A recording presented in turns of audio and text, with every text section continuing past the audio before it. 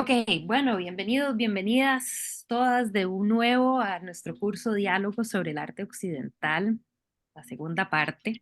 Hemos ya desde iba a decir semestre, pero desde el año pasado íbamos y felizmente hicimos 24 sesiones, estuve revisando y sí, me encanta porque verdaderamente y hoy también preparando la clase de hoy sentía yo el lujo de poder sí, ahondar en ciertas obras y poder ver, detenernos y ver detalles y hablar sobre cosas así quizás que no siempre uno tiene el lujo de hacer cuando tiene una clase que digamos, Renacimiento en 4 semanas, ¿verdad? Y entonces, en este caso, pues nos podemos detener un poquito más.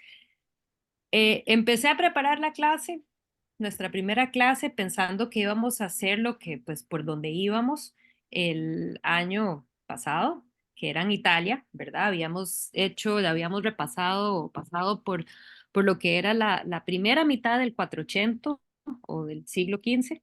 Em, y entonces, yo en mi mente, yo ya empecé a preparar y me di todo para lo que era sí, la segunda mitad del 480.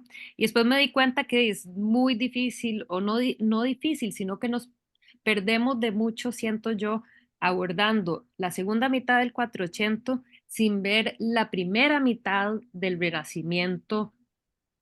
Básicamente vamos a estar viendo lo flamenco, pero que en general eso se habla como que abordamos eso como el Renacimiento del Norte, ¿verdad? Que es el norte de Europa, qué es lo que están viendo, cuáles son las influencias artísticas.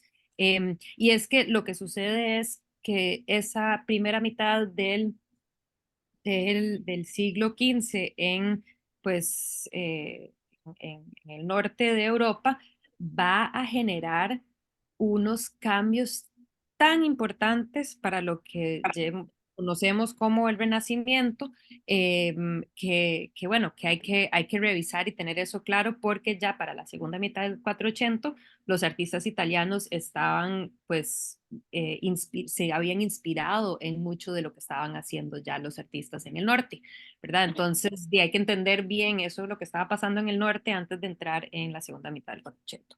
Así que eso fue y cambié la ruta de la clase de hoy y para la siguiente, probablemente una clase más o tal vez dos, dependiendo cómo nos va, abordaremos el Renacimiento, no creo que solo una clase, Renacimiento del Norte. Em, una clase más. Entonces, a ver, empecemos. Importante contextualizarles un poco y aquí me salto un segundito para que vean mapa, ¿verdad? Este mapa o este otro mapa. Bueno, ahorita les enseño un poco más, pero para que se den una idea de qué, a dónde estamos hablando en general, ¿verdad?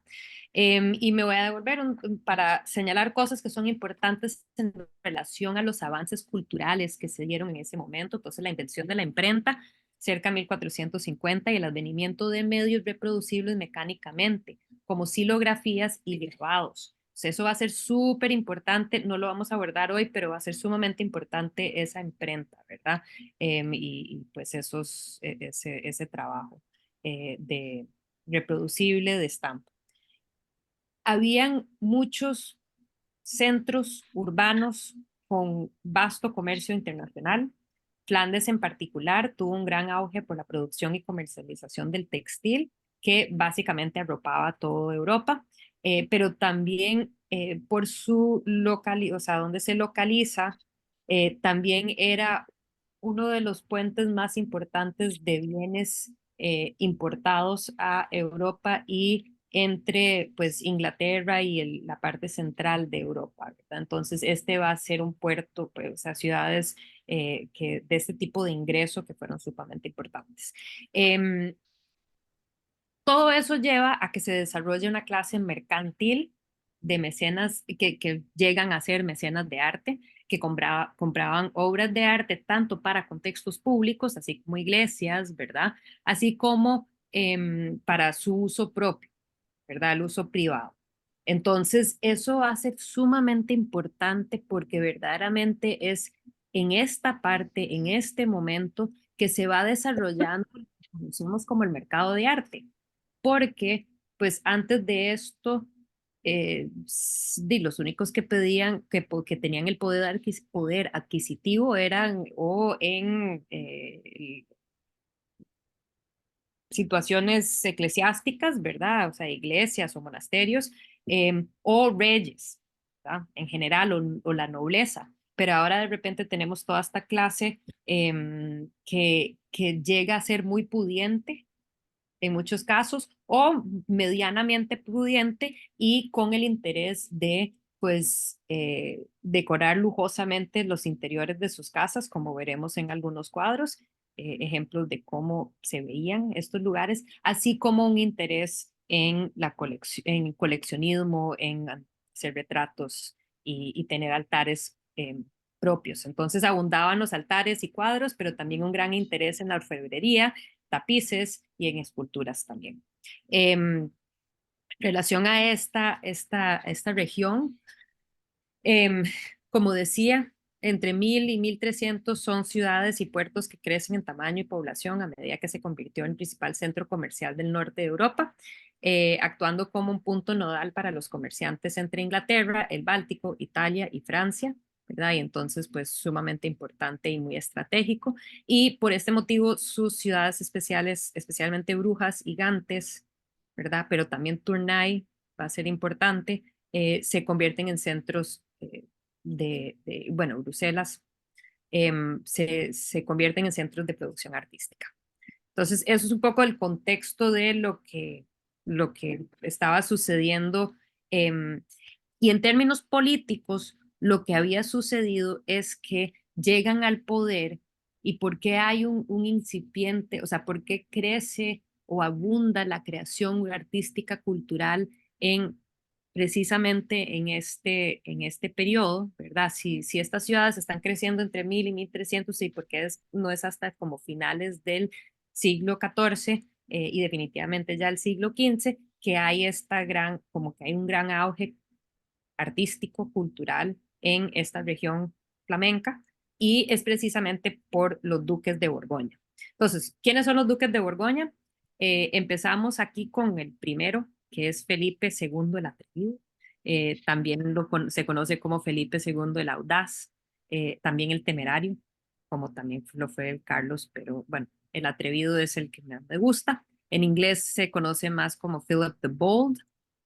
Entonces, em, pero Felipe es uno de los cuatro hijos príncipes del rey de Francia, quien le había tocado ser duque de Borgoña. Ahorita les enseño mapa. Entonces, llega a ser duque de Borgoña y se casa con la hija del quien había sido el duque de Flandes. Al morir el duque de Flandes, le queda como que le hereda eso, el duque de Flandes le hereda los títulos a todo el territorio flamenco al Felipe II. Y aquí sucesivamente pues vemos esa dinastía terminando con este último Carlos I el Temerario, quien básicamente pierde el poder que había logrado en particular y como, bueno, sus antecesores, pero en particular Felipe el Bueno.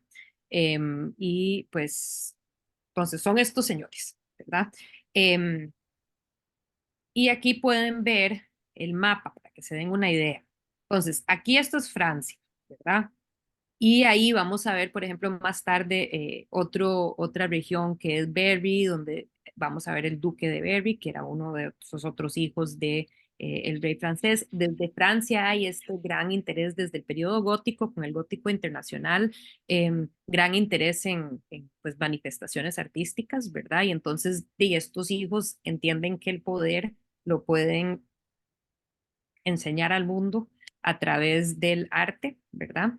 Y las construcciones. Entonces, este es Borgoña, acá y entonces él era duque acá de Borgoña, la capital es Dijon, y él manda hacer un Felipe el Audaz. Ah, bueno, nada más para terminar de explicar, aquí todo lo que vemos en anaranjado más claro es lo que es la región que había sido, todo esto había sido Flandes, aquí más bien lo podemos ver más claramente. Esta es la región que había sido Flandes, ¿verdad?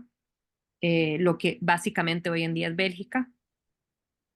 Y aquí, pues, esa región y luego se logra expandir un poquito más y haber otras regiones que tienen vasta influencia borgoñés. Em, que básicamente lo que sucede es que Carlos el Último, el Carlos el Temerario, quería e insistía en adquirir más y más territorio y ya la gente como que lo estaba repudiando muchísimo. Entonces ahí como que medio cae y posterior ingresa mucho de este territorio, vuelve a Francia o a lo que era el Imperio Habsburgo. Eh, entonces, ¿qué es lo que hace? Les voy a enseñar. Establece Felipe el Audaz, el primero, es súper religioso y le interesaba mucho la hermandad Cartuja y ellos eran se enclaustraban, eran monjes que vivían en monasterios, que lo que hacían era pasaban todo el día rezando, orando, cantando, todo el día en observación religiosa, no tenían nada del interés de las otras pues órdenes que habíamos visto que, por ejemplo, tenían ese interés más en estar ahí al servicio del público, además de educar el público y como que tenían hospitales y residencias para gente que pasaba por ahí y pues ahí cumplían cierto papel social. En este caso, estos no.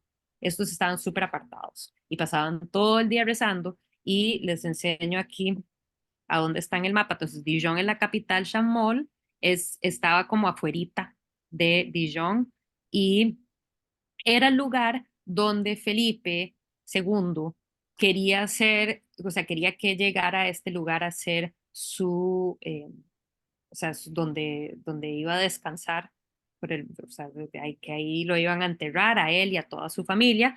Y la intención de él, ojo, no nada egoísta, era precisamente que todos estos monjes estarían rezando continuamente por su salvación. ¿Verdad? Entonces, todo tiene que ver con su salvación. Y pues en este lugar vamos a ver varias obras que son preciosas, que fueron creadas precisamente en este sitio de Chamonix. Este es el portal, la única que queda actualmente. Este lugar, si no me equivoco, es un hospital, no tiene ninguna función religiosa, pero pues preserva ciertos elementos del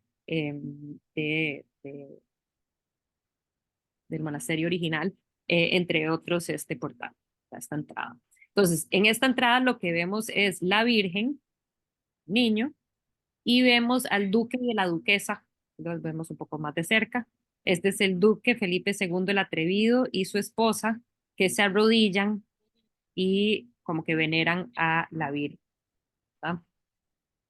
Ahora, lo que es sumamente interesante que podemos apreciar es lo separado que están estas esculturas, porque recuerden, estamos aquí, perdón, la fecha, ay, no les tengo aquí la fecha, estamos hablando de 1399 por ahí, justo al final em, de, de- del siglo XIV, ¿verdad?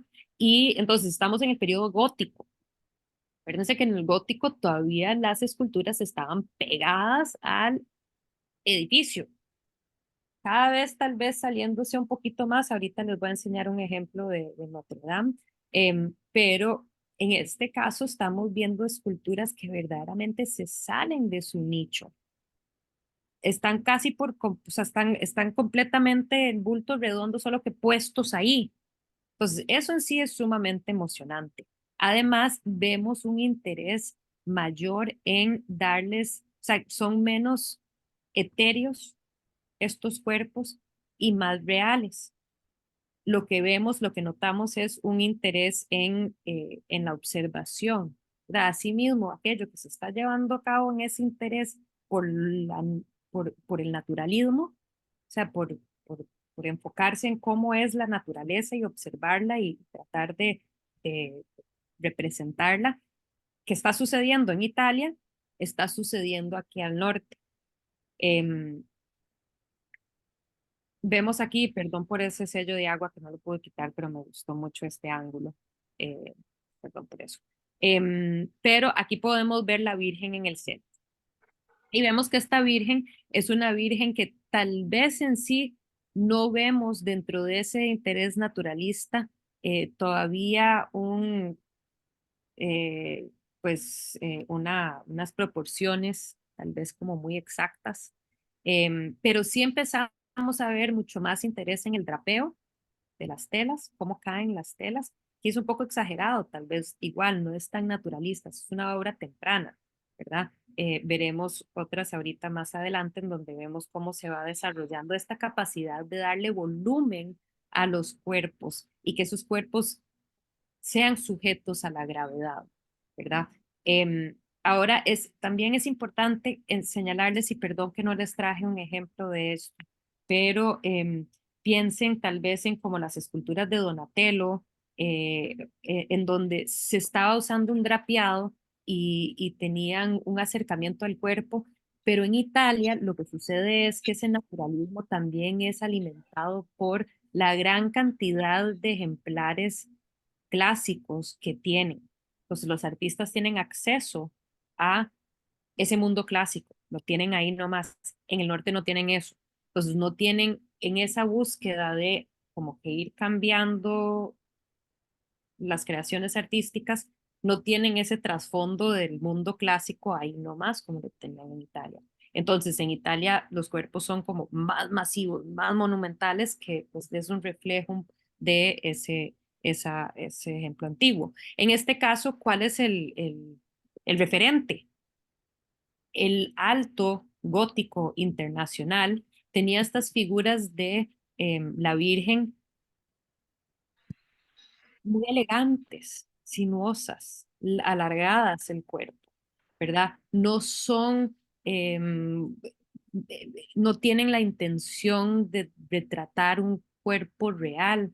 Sin embargo, sí la estamos separando cada vez más. Bueno, en el caso del relicario es obviamente un bulto redondo. En el ejemplo de Notre Dame, la Virgen ahí está pues muchísimo más separada de la edificación, ¿verdad?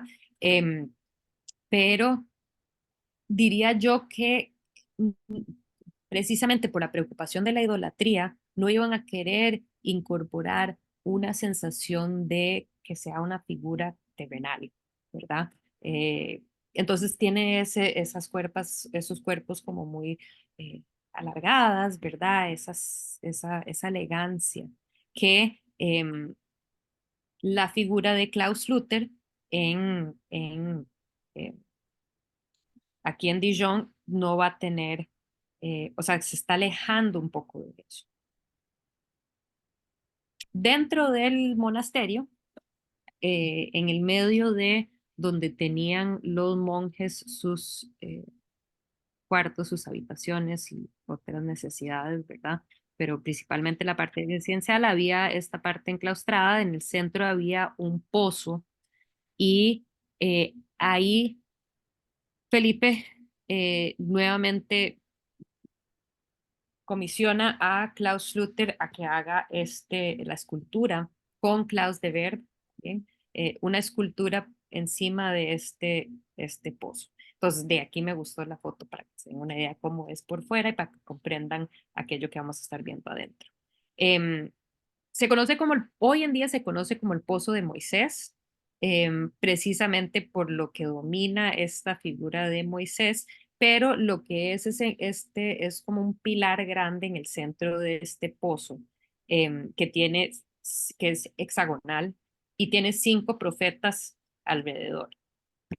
Em, y aquí sí definitivamente empezamos a notar muchísimo más ese énfasis y em, pues enfoque en esa monumentalidad de los cuerpos, ese volumen que se le puede dar más a los cuerpos, que se asemeja un poco más a la realidad, el interés en este drapeado que no había necesariamente anteriormente y la individualización de cada una de las caras, ¿verdad? Esto mismo habíamos visto hacia finales del gótico también en Francia, o sea, empezamos a ver estas tendencias y entonces en esta región también va a estar presente, ¿verdad? Y ojo también que estamos hablando del duque de Borgoña, que es francés.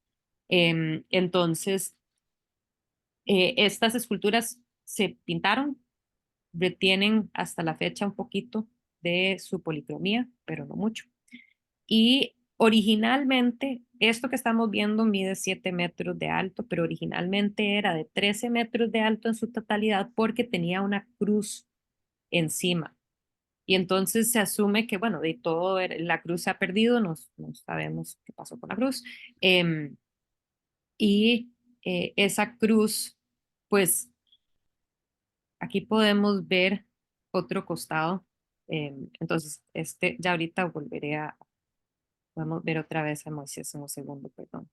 Em, lo que les quiero enseñar es que están estos profetas, ¿verdad? Y los profetas seleccionados son precisamente aquellos quienes de alguna manera se había interpretado que habían em, em, profesado la llegada de Cristo, ¿verdad? Entonces, aquí vemos a Moisés, vemos a este lado Jeremías, David está de este lado, Zacarías de este otro lado. Perdón, es que tengo todas estas cosas que no puedo estampar. Ok, entonces ahí están. Y lo que les quiero señalar también son estas figuras de ángeles que todos están en una pose o una situación de dolor, están dolientes, ¿verdad? Em, aquí Aquí pueden verlos, perdón, creo que tengo, aquí pueden ver además esas escenas de las caras dolientes. Aquí Zacarías de este lado. Y toda la intención es, pues, por un lado, el dolor de la muerte de Cristo, obviamente, que está crucificado justo arriba de donde están ellos situados. Entonces, eso hace referencia a esa tristeza y em, precisamente esta creación artística está ahí para motivar las meditaciones de los monjes presentes, ¿verdad? Que están en continua oración, ¿verdad? Y entonces esa continua oración en torno a eh, pues, el hecho de que Cristo tuvo que morir para, pues, para podernos salvar, ¿verdad? Y entonces, pero por otro lado, hay que acordarnos que también este lugar es un lugar que se dedicó precisamente para todo este recinto a la memoria de Felipe II. Entonces también, a ver, es interesante pensar eh, sobre cara de la moneda con respecto a pues, las temáticas que se abordan en las obras. Entonces, quería señalar así esos detalles. Esta se supone que este es Jeremías y se supone que es, es un retrato de Felipe II, además, pero ojo la gran individualización de cada uno de ellos, de cada uno de ellos, de qué está haciendo, de lo que está sujetando, de cómo está parado, de cómo está vestido, eh, sin decir sus fisionomías, ¿verdad? Entonces, eso en sí es un cambio grandísimo que se está llevando a cabo en este periodo que es precisamente ese como momento de transición, ¿verdad? Entre lo que se considera todavía gótico y lo que llegará a ser el Renacimiento. Em, ¿Preguntas, dudas, comentarios? Sí, yo quiero hacer un comentario. Puede volver a la otra de Moisés. Ujú. Perdón. Allá tiene otra vez los supuestos cuernos. Pero es interesante porque la manera en que eso o sea, esos son los cuernos que se supone hoy en día que es parte de esta creencia de que a los judíos les salen cuernos. Pero bíblicamente, la intención de eso es más bien que Moisés era em, tan holy, ¿cómo se dice eso? Sagrado. Sagrado, que de él emanaba luz. Entonces, esos cuernos no son cuernos, sino Ah, que luz que emana de él porque es tan cercano a Dios. Y en el arte cristiano, o sea, y luego católico, pero definitivamente el cristiano, de donde proviene la divinidad, es la luz, o sea, aquello que todo, entonces, esos son representaciones de esa luz que emana de Moisés. Sin embargo, diría yo que es de ahí donde surge esa tendencia a pensar que los judíos crecen cuernos, ¿verdad? ajá.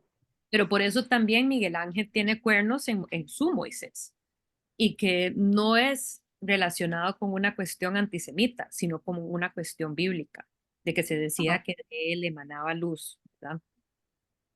Sí, Gracias. yo había entendido eso al principio como que era que, al contrario, no era que él solo, él emanaba, que esto no lo había oído antes, sino que él había sido iluminado por Dios. Entonces, como que de arriba le venían los cachos, o sea, la luz, pero como no, de qué difícil hacerlo en una escultura, ¿verdad? Yo había oído eso con el de Miguel Ángel. No sabía para nada que lo usaban como una cosa antisemita, qué increíble. Ujú. Sí, se dice que los judíos por eso también tienen, sí, que tienen cuernos. Ujú. Em, ok, sigo. Me encanta el retrato de este tipo. Felipe II es todo un personaje, ¿verdad? Y todos los demás tienen como que rollos, él es el único que tiene ya un libro, ¿verdad? Y entonces lo sitúa a él como profeta, pero un profeta del presente, que es algo que vamos a ver en el arte también, que es interesante. Em, Esta es su tumba. Entonces, constantemente tiene ahí sus angelitos, ¿verdad? Que están rezando sobre él. La tumba en sí es policromada también, pero lo que a mí me fascina de esta tumba no es tanto el señor Felipe sino que son los elementos de los dolientes que están abajo, que son representaciones precisamente de los monjes cartujos, ¿verdad? Entonces, em, aquí lo pueden ver un poco más de cerca. La policromía, obviamente, pues no podemos saber qué tan fiel al original es, pero bueno, eh, estos son los monjes que están metiditos abajo.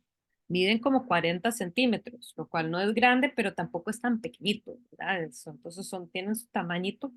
Em, y pues los que están en la tumba misma no son los originales, sino que los originales están en el museo. Em, Ay, perdón, voy para atrás. Y ojo qué espectaculares que son. No sé por qué a mí han llamado siempre tanto la atención estas figuritas em, que son, pues, eh, también cada una individualizada, cada una tallada de alabastro eh, y donde la expresividad que logra Sluter em, es a través de estos cuerpos, no es la cara, ¿verdad?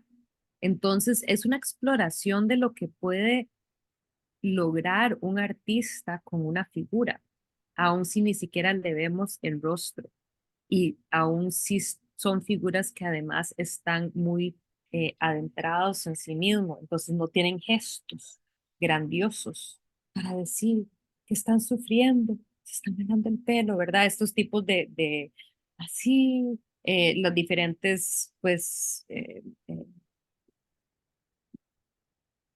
expresiones que puede tener una persona en que está doliente, pues en este caso también el silencio, ¿verdad? Como que siento que ha rescatado muchísimo lo que se debió de haber vivido en ese monasterio. Les traigo otro ángulo.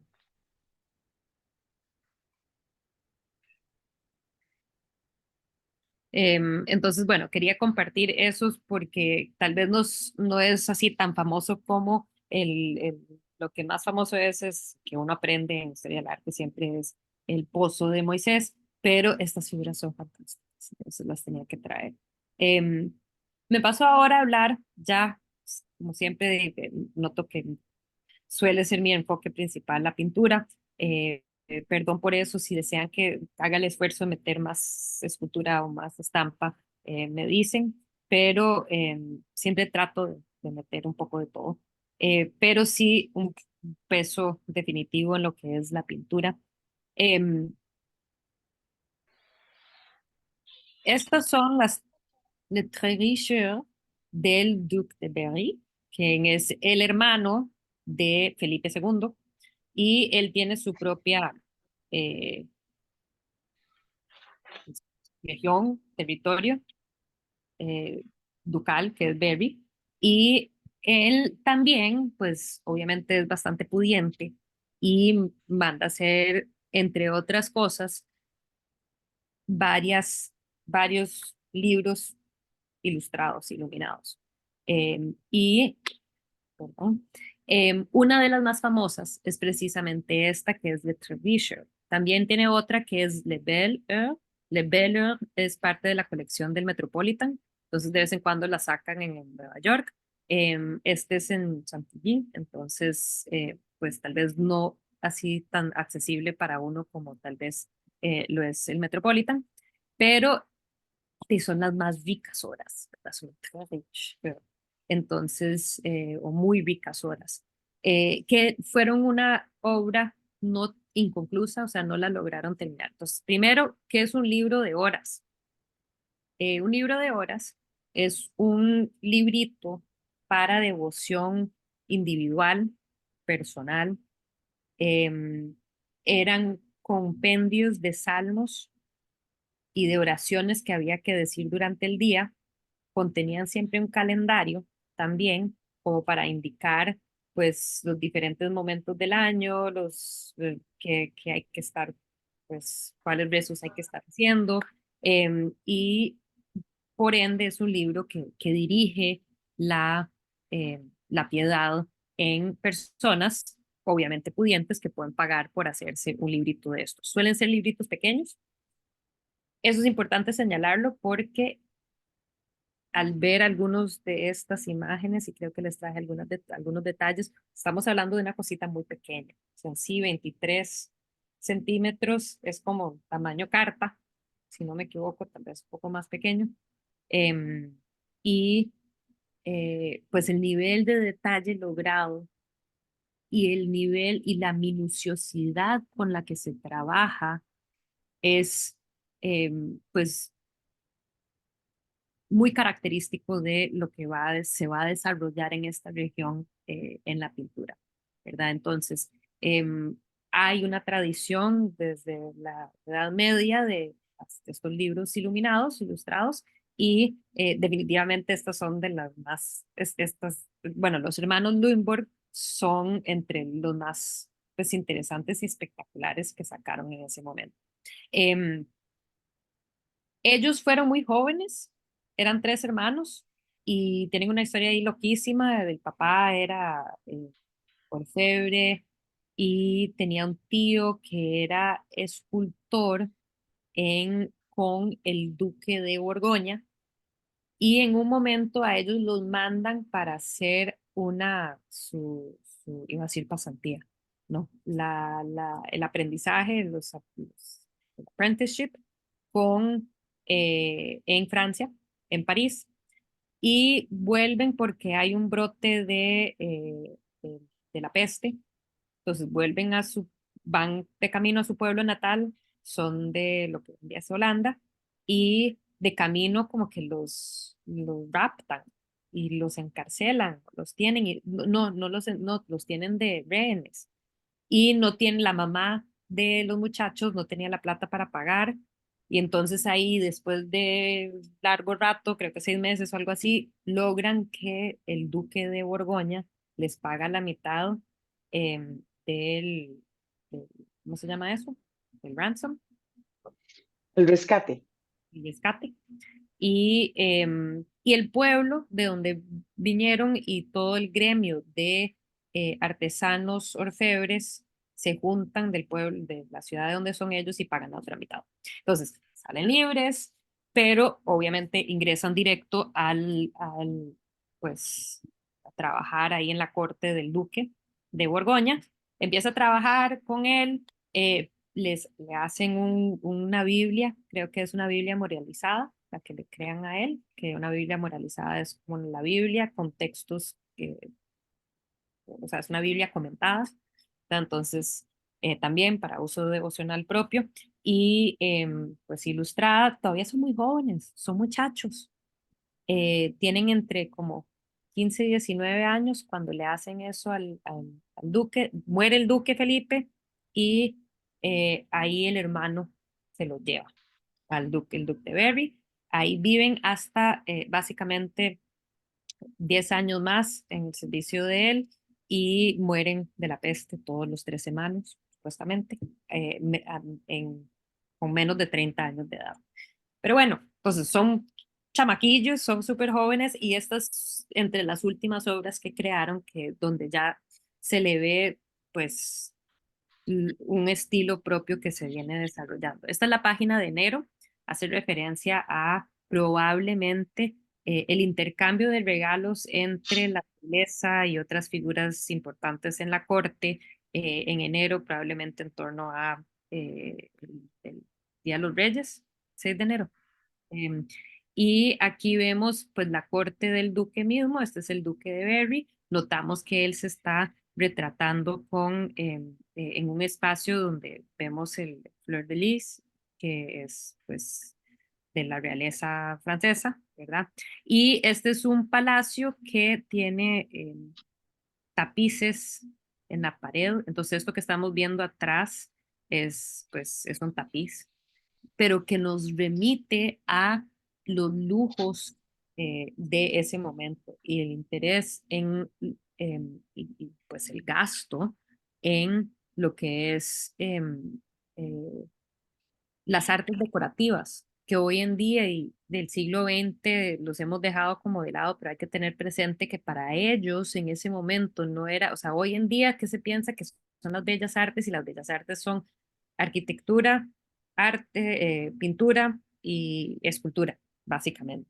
Y bueno, ahí se ha expandido un poquito, ¿verdad? Pero en general todavía hacemos referencia a las bellas artes. En este caso, en este momento, las bellas artes no tienen ningún estado de privilegio sobre lo que son las artes decorativas, entonces tapices, objetos de diferentes tipos de metales serían pues los mismos textiles con los cuales se arropan, ¿verdad? Todo eso va a ser de suma importancia, todo ese lujo va a ser de suma importancia. Y esto hace referencia precisamente a los soldados que ahí tiene Berry, en cualquier momento pueden eh, ir a luchar en nombre de él. Porque, pues, es algo que es muy importante también señalar de este momento y en o sea, esa región del norte, estos señores y, bueno, los duques de Borgoña también tenían, en particular los duques de Borgoña, tenían un montón de dinero. O sea, eran muy, muy poderosos en ese sentido, pero sus títulos eran inferiores a aquellos de emperador o rey, ¿verdad? Entonces, y siempre van a tener como ese estatus y tal vez ese deseo de pues, enseñar su riqueza, su poder, ¿verdad? Y como que enseñar que toda esta gente poderosa que está intercambiando estos regalos entre ellos de bienes tan lujosos, están ahí en la corte, no se les olvide, ¿verdad? ¿Quién es el que está? eh, eh, Laura, el- el- el- Laura, está sí. vacilón que dos de las figuras tienen medias de diferente color. ¿Será que era la moda? Ujú. Totalmente, y eso, esa es la moda, o sea, lo que estamos viendo es escenas que muy factiblemente representan la moda de ese momento. Em, y entonces lo interesante de eso es que como esta es una Biblia. Normalmente no pensaríamos de que estuviéramos viendo una gran fiesta de la actualidad inmersa o inserto dentro de un libro que es una Biblia, pero pues parte de lo que se consigue o que se considera es que es parte de esta necesidad de como acercar los mismos fieles a los feligreses estos que están usando estos medios para acercarse a su pues devoción, que esto se concibe como una manera de hacérselo más fácil, ¿verdad? Porque se les retrata el mundo tal y como se ve. Eso es algo interesante que veremos en la segunda mitad del 480 en particular, donde también en Italia se va a retratar en pues cuadros en donde vemos figuras vestidos en la moda del momento, ¿verdad? Entonces es casi como que, ah, sí, claro, yo me puedo, es como si hoy en día fuera alguien en jeans y camisa, o sea, algo así como muy común y fuera del momento. Pues esta es una fiesta, no hace referencia en este caso a una escena específica bíblica, pero pues sí está metido en, en ese libro de oraciones. Enero, vemos algo, otro elemento que es importante señalar y que tal vez para algunos les es un poco extraño, pero es la integración del zodiaco, ¿verdad? Y muchas de las fechas y de las imágenes, perdón, me voy a hacer, me adelanto aquí, perdón, pueden ver aquí un poco más el de detalle y ojo, o sea, el nivel de detalle en una cosita que es así de pequeña, entonces eh, pónganse en los zapatos de los pintores, que por cierto los hermanos Lindbergh solo pintaban o sea, no eran los que preparaban, o sea, no preparaban el pergamino, no escribían el texto, ellos solo hacían las partes ilustradas. Y tenían su propio taller solo para eso. Pero eso era muy común en la práctica en la Edad Media con libros ilustrados, que muchas veces habían múltiples, o sea, si era un monasterio, entonces habían como múltiples talleres. Y si no era necesariamente dentro de un monasterio, habían diferentes, o sea, se acudía a diferentes talleres para completar la labor, ¿verdad? Y pues obviamente no sabemos quiénes eran los que habían escrito el texto, los que conocemos son los hermanos Lindbergh, que por cierto, este se cree, no se sabe si ciencia cierta, pero se cree que este acá es Paul Lindbergh, que era el hermano mayor y que era como el jefe del taller. Entonces, ahí con su gorrito. Eh, este es el mes de febrero, aquí pueden ver ya completada y ojo la diferencia, este es con el calendario ya completo, mientras que este no lo tenía. Entonces pueden darse una idea de que los muchachos se nos murieron de la peste, entonces no pudieron terminar el trabajo. Pero pues todo esto tiene que ver también el calendario y en ese momento todavía y las estrellas, las observaciones astrales, todo eso va a ser sumamente importante a la hora de los momentos de la agricultura, ¿verdad? Y entonces aquí en las diferentes páginas se ven ejemplos del territorio del duque, entonces son como que poblados que le pertenecen y siempre hay como campesinos que están en general, o sea, están o trabajando, lo que están haciendo se relaciona a ese momento del año. En este caso, esta es una imagen un poco extraña. Perdón que no les traje el detalle. Déjame un segundito para ver si esta me permite.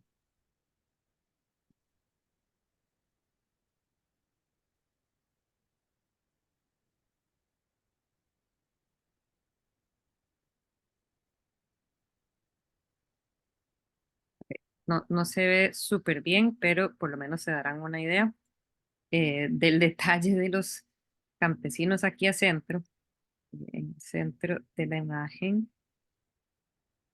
que se están calentando, o sea, y perdón, me devuelvo un segundito. Aquí, ¿qué es lo que vemos? Vemos a alguien que va al pueblo con, pues, algún cargamento, ¿verdad? Vemos un tipo que está ahí poniéndole bonito, talando árboles para la leña que se requiere.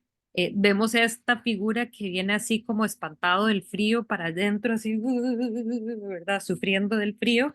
Y vemos estos que están calientitos afuera, bueno, están tratando de llegar a estar calientitos adentro, levantando sus faldas y sus túnicas. Y ojo lo interesante el hecho de que los tipos que están atrás levantan la túnica tanto que se le ven sus genitales. Una cosa que hoy en día pensamos que, ¿verdad? Pero que en su momento, pues esa desnudez no necesariamente era vista así como una cuestión extraña, ¿verdad? Pero definitivamente para las mujeres sí, entonces ella pues mucho más delicada, solo levanta un poquito de su vestido para calentar sus tobillos, más que nada.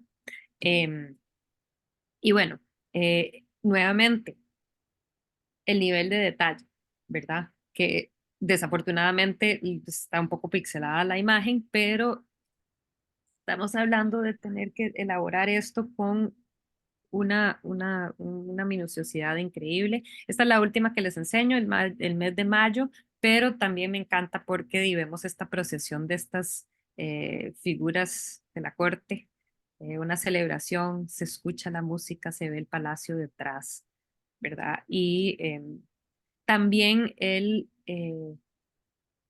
la fascinación con el patrón, con crear estos patrones. Entonces aquí les traigo un último detalle para ver cómo se elaboran y la fascinación, el interés en el detalle. Y bueno, también súper importante señalar, que no lo había señalado hasta el momento, lo vibrante de los colores, ¿verdad? Aquí estamos hablando de unos colores muy vivos, precisamente que ayudan a que el ojo continuamente se mueve por la imagen, y considerando que este es el mismo duque que está ahí retratado, pues es como para, seguro para ayudar a jalarlo a él em, a la, pues hacia la meditación em, y situarse ahí en ese lugar. Déjame ver el chat, qué raro eso de los genitales, sí, un poco extraño. Pero nuevamente, podría ser que son, honestamente, y esto no lo leí, pero se me ocurre que podría ser que les interesaba, que eran como, que era un poco como ¿cómo se diría esto? Como un elemento cómico que insertaban y que al Duke de Berry parece que le gustaba, porque se supone que ahí se intercambiaban a cada rato regalos, en lo que se tiene de los registros, que se intercambiaban regalos el duque y estos hermanos, y sí, seguro era como una práctica muy común en la corte, se intercambiaban cosas, y que en un momento a él le regalan un libro tallado que parece tan real, pero que no era un libro, era como nada más una caja de madera. em, y que le pareció divertidísimo el chiste el duque. Entonces, esa anécdota sí la conocemos. Entonces, puede ser que metieron cositas así como para entretener al duque, considerando que él es el mecenas, ¿verdad? Él es el patrón. Entonces, diga, hagamos al patrón feliz, ¿verdad? Se orinaban en público y eso no era, sí, total, total. Que los hombres probablemente orinaban en público y que eso no era nada raro. Hasta la fecha, uno ve aquí en la carretera, yo de San José no se ve tanto, pero aquí en Guanacaste uno sí ve a todo el mundo que no se le ven los genitales, pero sí todo el mundo ahí orinando. Em, y bueno, entonces vemos una tradición de la miniatura que va a ser clave a la hora de contemplar las pinturas que se desarrollan en esta región. Entonces, aquí quería señalar algunos de los aspectos específicos de característicos del arte flamenco, conocido como esta primera parte, se conocen como los flamencos primitivos, pero siento que eso es como mal uso de la palabra, es un poco despectivo, eh, pero pues, son esos términos de historia del arte que todavía están ahí. Interesante, vamos a ver algunas cosas que les voy a comentar que han cambiado desde entonces, nuestro análisis de lo que estamos viendo, desde que yo estudié hasta que se conoce hoy en día. Pero bueno, características del flamenco primitivo, que como les digo, hace referencia a esta primera mitad del, del siglo XV. Entonces, uno, fundamental, el uso del óleo como aglutinante. No es que no se usaba óleo antes, sí había como una cierta práctica de uso del óleo, no es que en este momento se lo inventaron, pero sí lo perfeccionaron. Y ahorita veremos cuáles son las características del óleo, que permite el óleo. El simbolismo, tremendamente presente el simbolismo y mucha de esa simbología se nos ha perdido hasta la fecha. O sea, en la fecha, o sea, hoy en día no sabemos, asumimos que hay muchas cosas simbólicas dentro de las obras que no conocemos cuál es la lectura. No implica que los los historiadores no buscan hacer un análisis iconográfico, que es precisamente un análisis de los elementos simbólicos dentro de una obra. Em, y pues ese simbolismo vamos a ver, o sea, en cada uno de estos objetos es muy factible que había un significado mayor detrás. El nivel de detalle, o sea, y por eso les traigo este ejemplo de Petrus Christus, aunque no seguro lo veremos la semana entrante, eh, no nos dará chance de ver analizar esta a fondo, pero es un excelente ejemplo de un cuadro sumamente detallado, ¿verdad? Es estático, suelen ser estáticos que aunque tal vez estén en una pose en sí, em, hay como como un señalamiento de un congelamiento en el tiempo. No trata de ser dinámico, o sea, no es la intención. Entonces, pero que en ese aspecto estático de la obra, lo que hace es que le da cierta inmortalidad a las figuras, a las escenas. Entonces, creo que eso es un elemento muy importante, especialmente pensando en este momento de una incipiente tradición de coleccionista de arte, de mercado de arte, en donde lo que va a querer la gente es ufanarse en la obra, enseñar todo lo que tiene, enseñar todos sus bienes, los lujos, y como que estar ahí para la posteridad. Entonces creo que es pues creo que es bastante a propósito, ¿verdad? Interesantísimo también para nosotros es que nos da una señal debido a este gran detalle, nos permite entender cómo eran los entornos y los hábitos locales del momento. Entonces hay como cosas que uno vea, sí, mira, probablemente de la vida así, se vestían así, tenían prácticas así, ¿verdad? Salían las parejas a comprar los objetos juntos, ¿verdad? Y en ese sentido se ha considerado que es bastante, busca ser un espejo de la realidad, ¿verdad? Busca no necesariamente, o sea, sí idealiza de cierto modo, en este caso, esta joven pareja que está ahí, los hace muy bonitos, ¿verdad? Pero en ese sentido vamos a ver en otros ejemplos de que el interés no es idealizar, sino que ser literalmente un espejo de la realidad y que dentro de ese espejo también es súper interesante ver cómo se ve reflejado ese mundo tan mercantilizado que se desarrolla en particular en esa región, ¿verdad? Y que llegará a ser pues la base de el capitalismo a futuro, diría yo. Pero que definitivamente pues esos bienes, esos lujos, ese interés en coleccionar, decorar y todo eso, lo vemos bastante reflejado, representado en estas obras. En sí, ok, ¿cuáles son las características del óleo en este periodo del flamenco primitivo? Y que, bueno, podríamos decir que son características del óleo, punto. Deme un segundito nada más para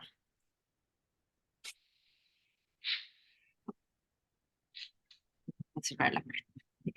Ok,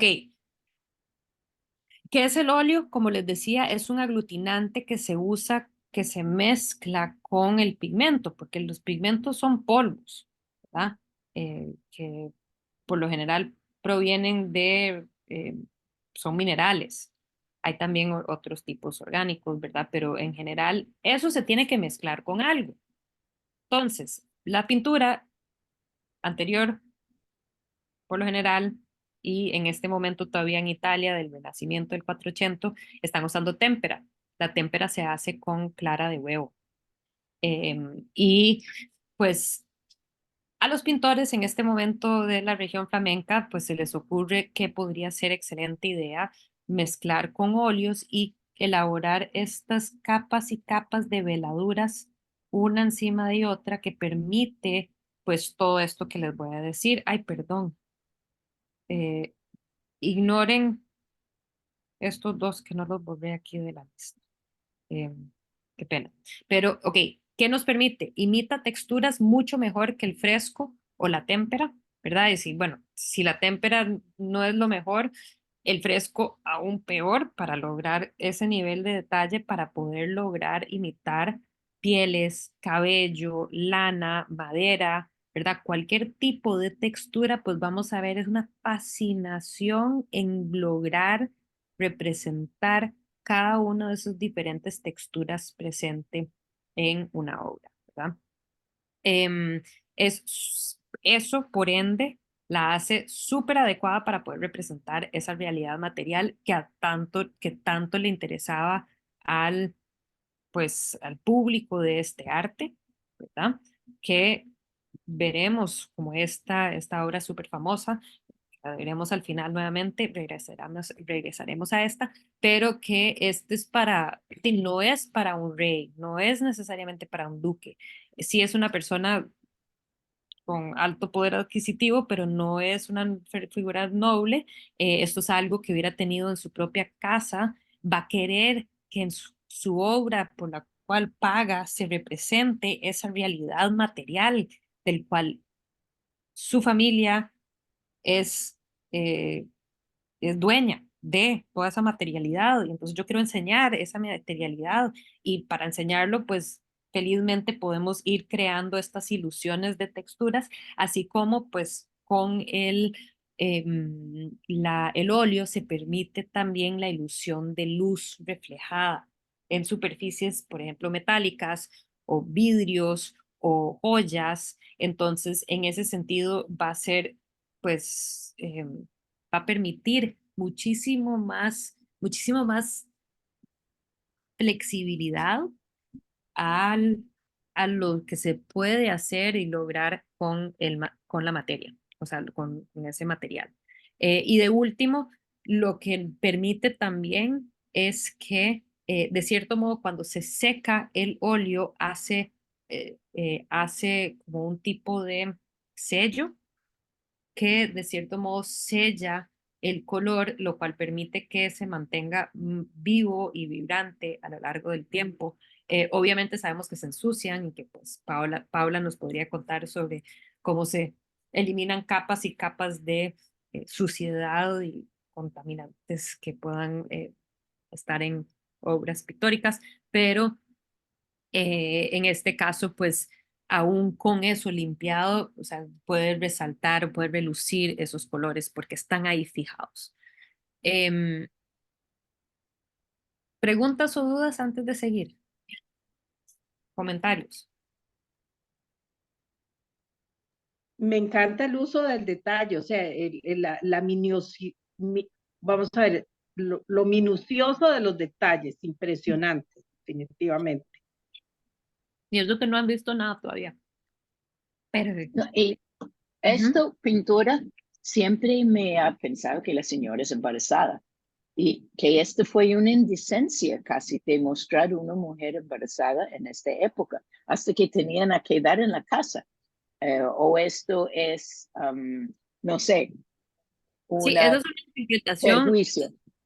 no, pero además es una interpretación que por lo general a nuestros ojos la vemos como si estuviera embarazada, pero en general no diría que descartado que ella esté embarazada, como que los historiadores de arte por lo general en la literatura lo que dice es que no, es que simplemente es la pose y lo que nos está haciendo es señalando todo ese montón de material que tiene su vestido.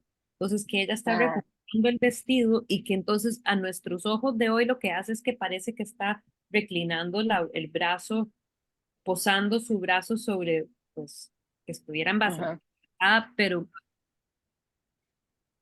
a ver, yo no puedo, o sea, no soy especialista para nada, pero en la literatura en general eso es lo que se suele decir. em, y también, y estos son entre los cambios que yo les mencionaba, cuando yo estudié, todavía esta obra se conocía con el título del matrimonio Arnolfini, pero hoy en día los estudiosos de esto ya han descartado, no han descartado que no sea, eh, pues tal vez, pero no se cree que necesariamente es un retrato del matrimonio de ellos, pero llegaremos a eso, pero son las cosas que cambian, ¿verdad? Entonces, cuando yo lo conocí, Ujú. que lo tenía que aprender para los exámenes, era el matrimonio Arnolfini. Hoy en día se conoce y, por cierto, ni siquiera van a ver en mi otra lámina, en la otra diapositiva, cuando la volvemos a ver, que se conoce principalmente como retrato Arnolfini. Cambió de matrimonio cuando ya estaba en el doctorado, era el retrato de Giovanni Arnolfini y su esposa. Y hoy en día ni siquiera están totalmente seguros que haya sido Giovanni Arnolfini y no otro Arnolfini.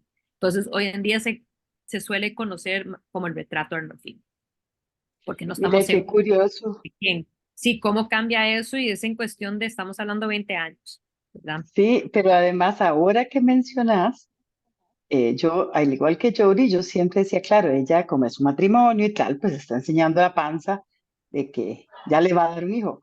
Pero ahora que uno lo nota, viendo así bien en la pantalla, ella está más bien, sí, como recogiendo un montón de tela y posiblemente tenga que ver con eso que decís, como para demostrar, ¿verdad?, que ellos podían gastar esos platales, tener esos vestidos con ese montón de tela y además debajo tiene otra Otra. casullita, ¿verdad? Sí, otra cosita, Y una aquí, faldita. o sea, más Ajá. adelante les voy a enseñar detalles, pero ambos tienen pieles sobre las telas que son súper Ah, sí. sí, muy, o sea, ese color verde muy vivo, pero además esto es piel que tiene, entonces son como fur lines, ¿verdad? O sea, tiene, Ajá.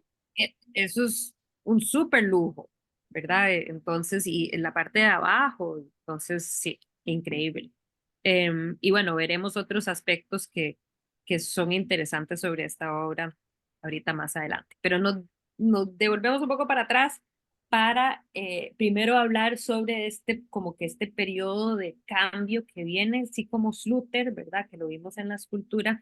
Este es un altar de Melchior Broderlam, estos son los paneles de afuera de este altar, ahorita ya les enseño, y que fueron parte del altar dentro de ese mismo monasterio de Felipe II. Entonces ya estamos de vuelta en lo que es, o sea, la región flamenca, bajo los duques de Borgoña, entonces este es el periodo de la corte borgoñés, ¿verdad? Entonces este es el inicio de esto, este altar que manda a hacer Felipe II para pues la iglesia ahí en el monasterio de los Cartujos, ¿verdad? Y en Chapmol. Entonces, ¿qué es un altar? Un altar, pues suele ser un objeto de oración, suele estar sobre el altar o detrás del altar en una iglesia y suele ser un políptico, puede ser un tríptico o pueden ser más escenas o más tablas que conforman un objeto que tiene bisagras y que se puede abrir y cerrar. Entonces, normalmente está cerrado eh, y no se abre hasta que no sean festejos importantes. Entonces, festejo importante se abre y en este caso esto es lo que se ve adentro. Perdón que no pude encontrar una mejor imagen, la siento un poco pixelada, pero se pueden dar una idea pues, de la riqueza de este objeto tallado en madera dorado eh, y pues en algunas partes pintado también. Em, y bueno, aquí lo que estamos viendo son, ay, perdón, en la parte interior que no me voy a detener aquí en esta tanto porque me interesa más la pintura, pero en la parte interior aquí estamos, todos son escenas de la vida de Cristo y aquí estamos con la Natividad, la llegada de los Reyes Magos, la crucifixión y el enterramiento, ¿verdad? Si nos devolvemos, ok, pues esto es lo que ve uno normalmente cuando va los monjes a la iglesia, o sea, esto es lo que estaría viendo normalmente en el altar. En sí vemos un artista que está muy interesado en que las composiciones, pues de cierto modo eh, hay un interés en cierto equilibrio, ¿verdad? Entonces vemos estos ángeles en cada una de las esquinas, vemos que hay una estructura arquitectónica a mano izquierda en ambas y a mano derecha es un paisaje montañoso, rocoso, ¿verdad? Y en este caso estamos ante las escenas nuevamente, escenas de la vida de Cristo o que van a marcar la vida de Cristo, que es de este lado primero, perdón, la anunciación, ¿verdad? La visitación, luego la presentación de Cristo en el templo y la huida a Egipto. Entonces vamos a ver cada uno en detalle un poco más. Esta es esta parte de la anunciación. La anunciación, pues sabemos que es cuando el ángel Gabriel viene y le dice a la Virgen que pues vas a ser madre de Dios eh, y bueno, en una forma bastante gótica todavía, ahí van a aparecer lo que dice, lo que pronuncia, lo cual aplana mucho más.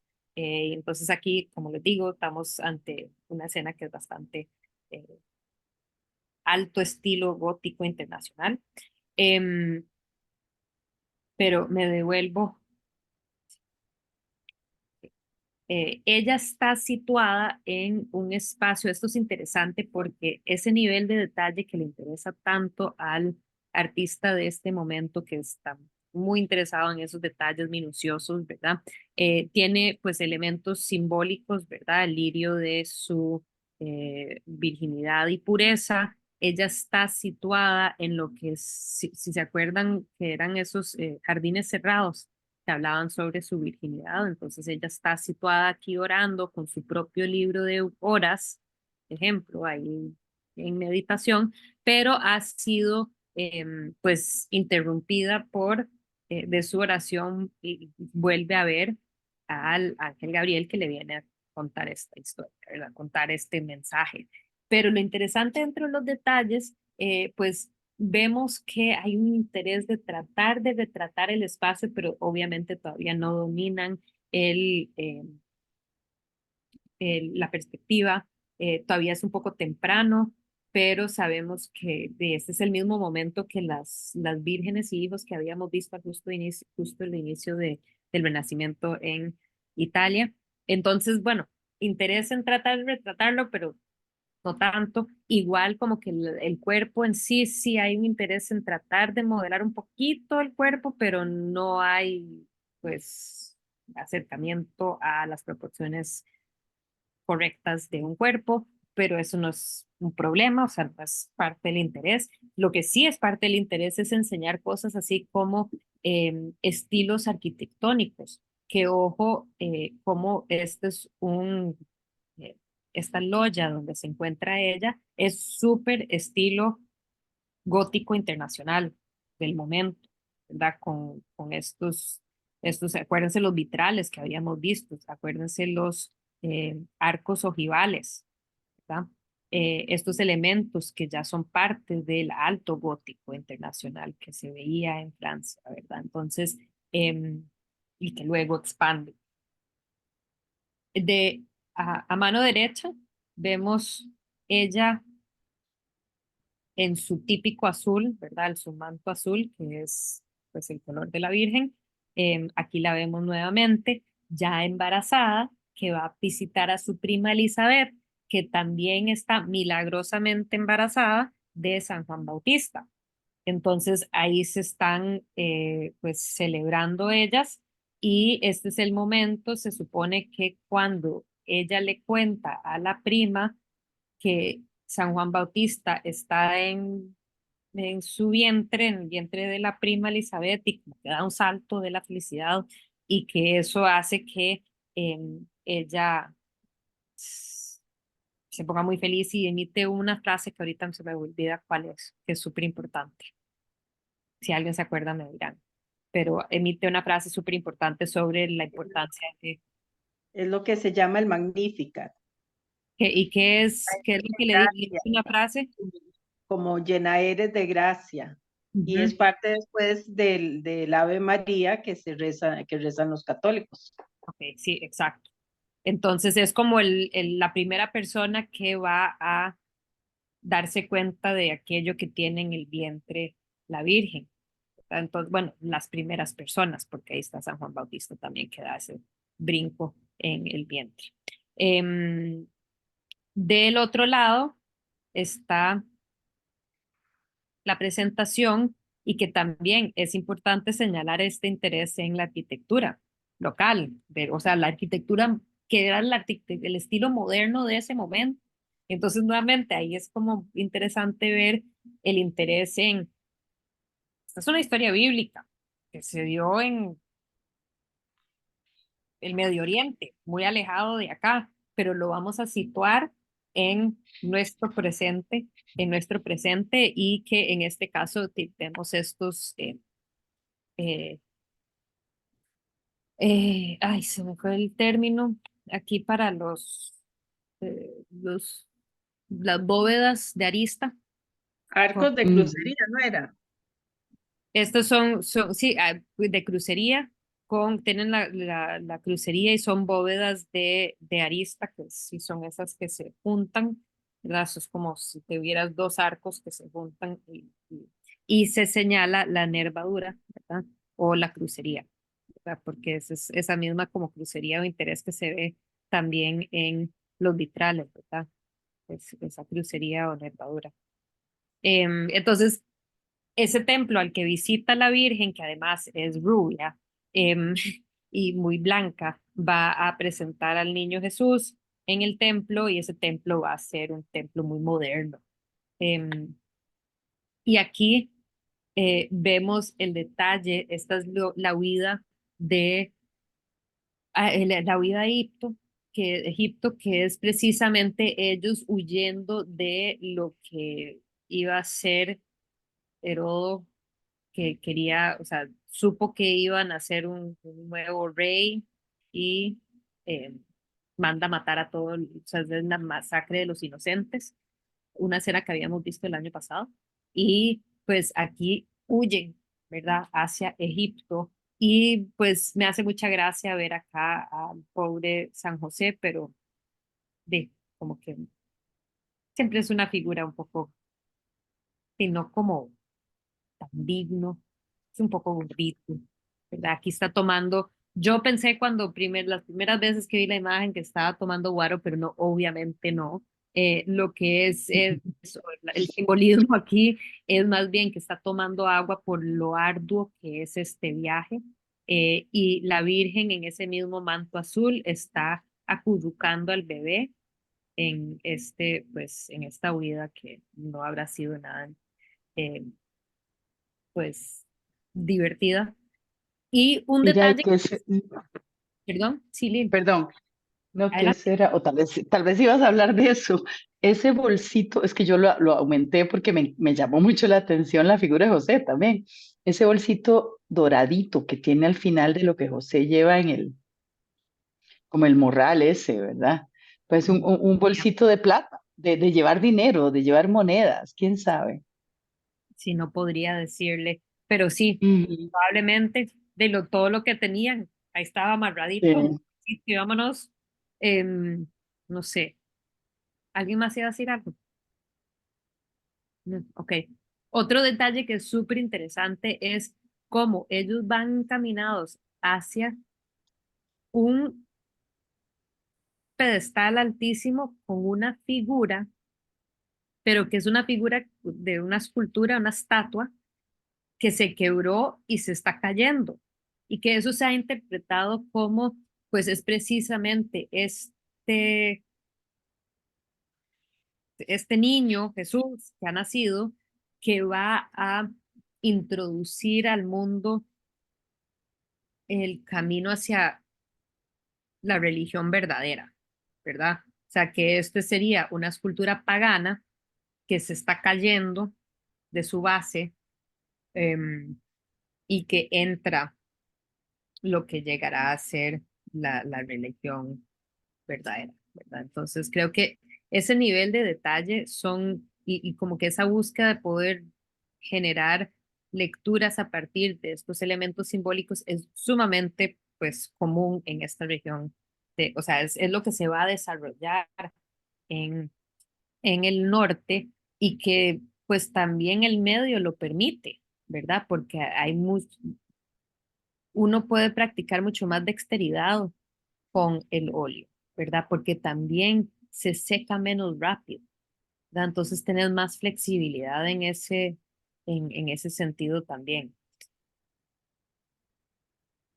Pasamos a otro artista, Robert Campin, que por mucho tiempo se conocía como un artista que no se conocía el nombre, pero que por medio de pues el estilo se le había atribuido al maestro de Flemal y hoy en día estamos casi totalmente seguros que el que le decían el maestro de Flemal es esta figura Robert Campin, que pues desapareció. Muchas de esas personas, los hermanos Limborg, por ejemplo, se habían desaparecido y no va a ser hasta el siglo XIX, no desaparecido, pero mueren, caen ciertos de estos palacios ducales y como que quedan en el olvido y no va a ser hasta el siglo XIX en general, con el crecimiento de lo que es historia del arte, que se van a llegar a como desempolvar y conocer mucho más algunos de estos artistas.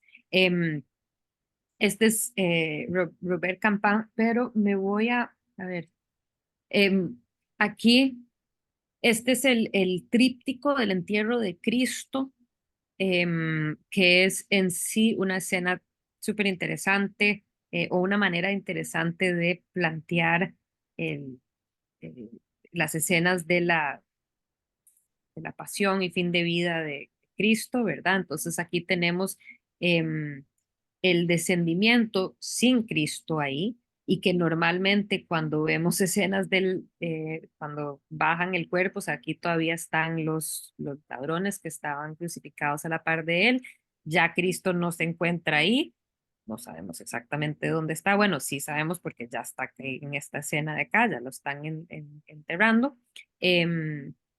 Y lo interesante es que aquí no hay figuras, las figuras están acá, pero que el que está aquí es el donante. Entonces, el donante se metió en la escena, algo que va a ser muy común. Este también les señalo rápidamente que es un altar, sin embargo, no tiene los paneles de atrás, probablemente sí existían en un momento, pero han desaparecido. Y aquí esta escena del centro.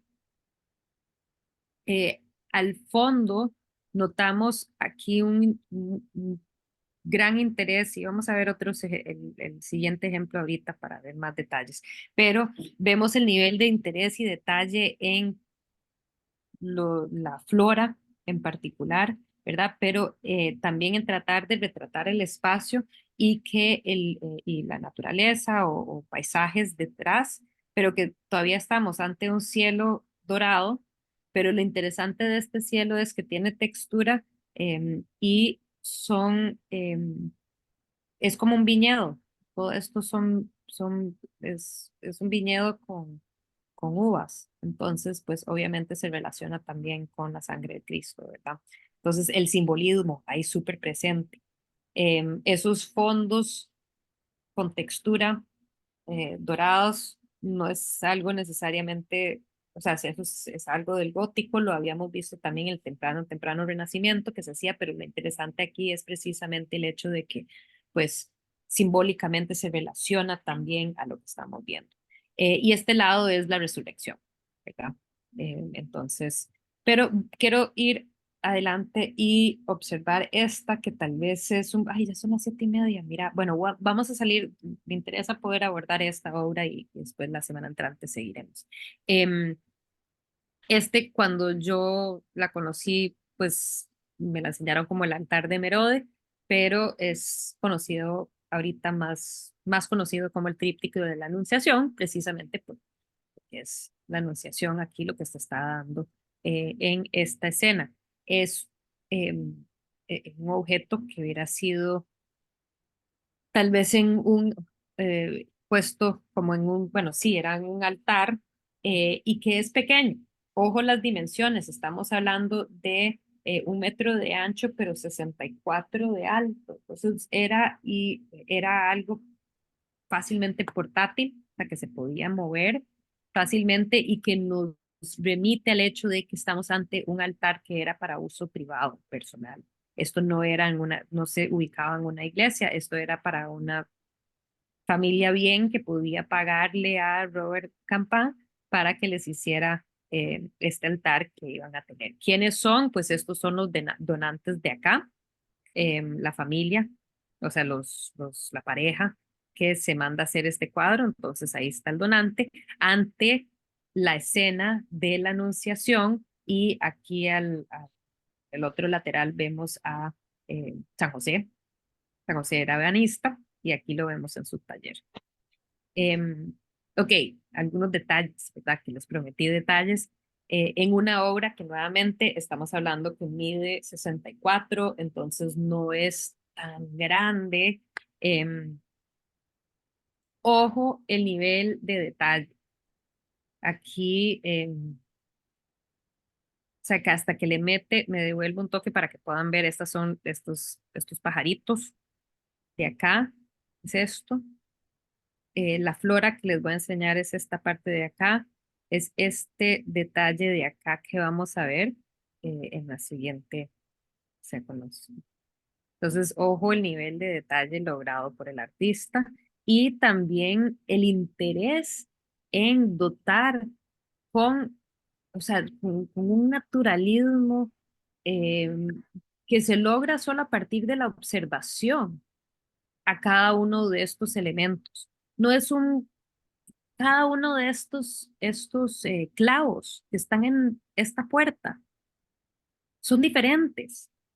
Le ha interesado ver y si les enseñara todos los clavos en toda la puerta se darían cuenta, no sé si aquí lo pueden ver, por favor.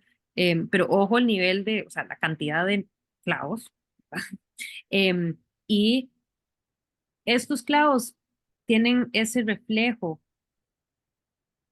y además les ha metido cierto detalle, como por ejemplo la oxidación que se da debajo del clavo. Entonces, algunos están más oxidados y dejan mancha de oxidación más que otras. Entonces, ese nivel de detalle se ha dedicado el artista a buscar en la obra. Acá atrás es perdón, que está resaltado en amarillo y no se nota tanto. Pero este es este detallito de acá atrás y encima de la cabeza, ojo que pueden ver aquí la cabeza de la donante. Y este es un señor que está ahí como yo supondría un tipo de acompañante o guarda o algo así. Y a través de esa puerta, atrás se ve la vida activa de una ciudad flamenca, eh, o sea, la vida cotidiana. Entonces ahí vemos una señora que está sentada en un banco y aquí otra tiendita con alguien que está pues trabajando. Ese nivel de detalle, igual algunos de los detalles de la textura de la puerta, de los bloques estos que se usan para el edificio en sí. Interesante señalar que están ellos ubicados dentro de un jardín casi encerrado, ¿verdad? Y entonces elementos de la simbología, la pureza de ellos estando en cierto tipo de espacio. Dentro del, aquí pues les quería enseñar nuevamente este detalle con cómo el reflejo de luz del anillo de él, así como lo vemos en la corona del ángel que está en la Anunciación, del ángel Gabriel, ¿verdad? Y cómo, ojo, el nivel de detalle y la diferenciación entre las texturas. Entonces aquí vemos unas que son como más plumas, vemos pelo, vemos es oro, ¿verdad? Y joyas, la piel lisa, ¿verdad? Y sentimos una gran diferencia en cada una de esas texturas y eso es algo que se logra a partir del óleo que no se logra, por ejemplo, con el témpera. Entonces, este es un cuadro que me encanta. Entonces decidí traer esta y que, a ver, es rica en detalle, pero no logra ese mismo, esa misma diferenciación entre las texturas y es mucho más mate, ¿verdad? No, no refleja tanto la luz, no logra dar esa sensación de luz real que, pues, que se logra en el óleo, ¿verdad?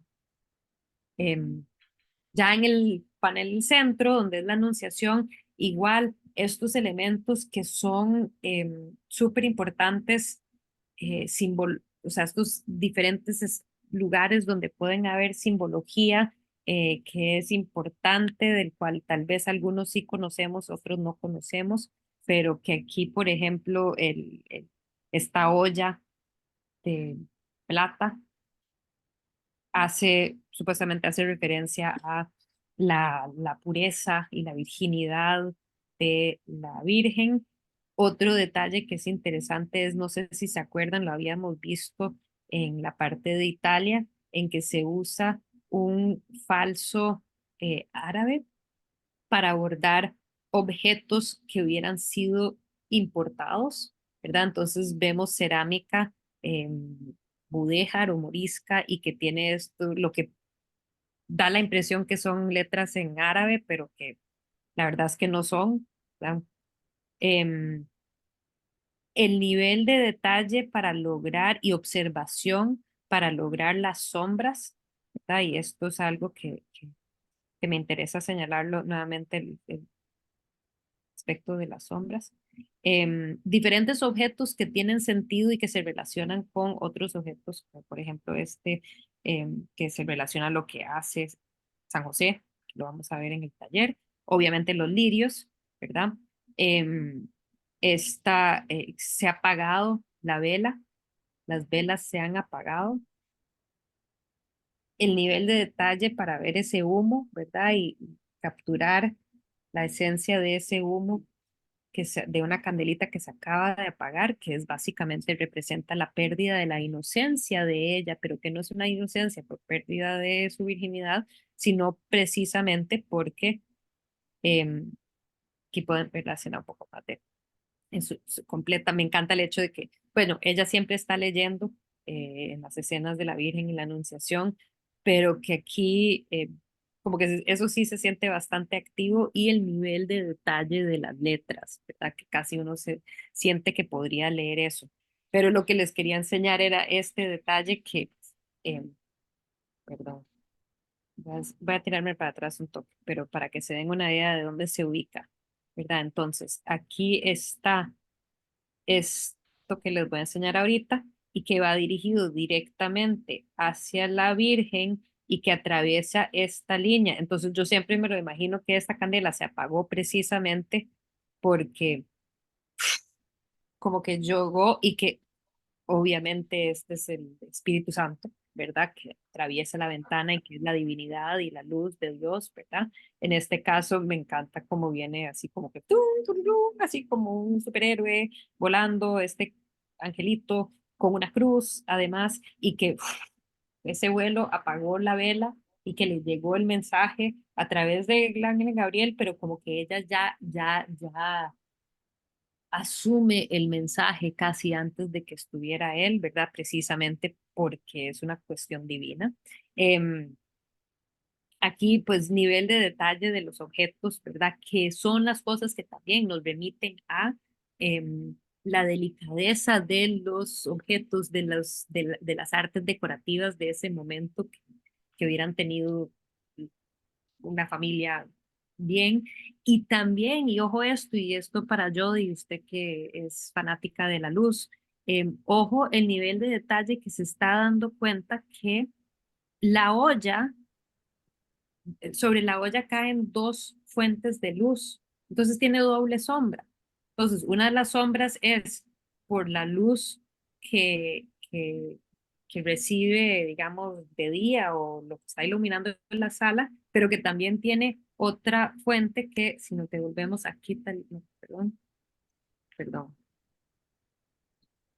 otra fuente que podría ser precisamente como que pues viene de la misma fuente, pero de la divinidad o de una luz que proviene de otra fuente, para volver a decir lo mismo, pero que ese nivel de detalle de observación es súper interesante y que va a ser muy característico de este momento. Ok, sé que es tarde, entonces nada más terminamos acá con la imagen del lateral derecho, que es precisamente, pues, San José, un poco más digno aquí, y que se dice que, a ver, que la elevación, el interés en retratarlo a él dentro de su taller, haciendo lo que hace, es de cierto modo como un elogio a sí mismo o como tal vez eso no es la manera correcta de decirlo, pero como porque él mismo es artista que tiene taller y todavía, o sea, estamos en un periodo en que todavía eso de conocer nombres de artistas es muy nuevo y de firmar las obras, o sea, eso todavía es muy nuevo. Entonces, él se está asemejando un poquito, no es eh, no se está equilibrando con San José de ninguna manera, diría yo, pero que eso es algo que vamos a ver con artistas en el futuro, que sí se van a elevar a otro estatus. No diría que es eso, sino que sí una fascinación precisamente por el hacer, ¿verdad? Entonces aquí está interesado en el hacer del San José y ojo, digamos, esta tabla, cuando está sacando los huecos, parecía la tabla que estaba adentro. Yo no sabría qué es esa tabla. Este énfasis en en las herramientas que posiblemente podrían hacer algunas, como que tener alguna relación o referencias bíblicas. Se dice que también el mismo hecho de que se ve la madera aquí tan sin haberse trabajado aún y además con digamos, una línea que atraviesa, que casi hace referencia al crucifijo de madera, ¿verdad? Y que además también esto casi que parece un crucifijo también. Entonces, que aquí, bueno, vemos estas relaciones a la cristianismo muy, muy presentes. Y otro detalle que es interesante es que se dice, había un texto, y tal vez algunos se conoce, fue San Agustín, que había mencionado precisamente que era como la, a ver, la muerte de Cristo, él lo relaciona, y perdón que no lo tengo tan fresco, pero que lo relaciona a una trampa para, para ratas, ¿verdad? O ratones, y que eso es lo que está haciendo él y que además tiene él en la ventana como, como ofreciendo a la población afuera, precisamente, o sea, está a la venta otra de estas, aquí la pueden ver acá, otra de estas trampas, porque eso es lo que él está vendiendo. Y pues fascinante, nuevamente, es los paisajes urbanos que son muy relacionados con la vida cotidiana de la gente que está comprando estas obras de arte.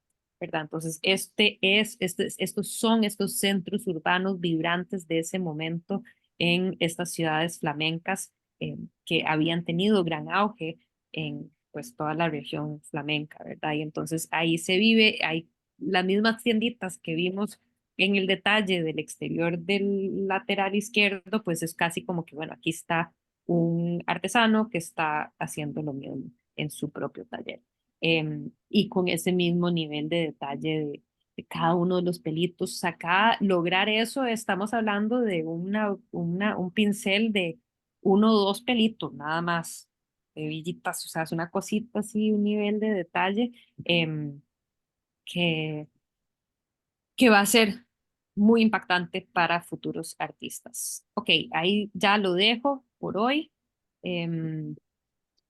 Preguntas.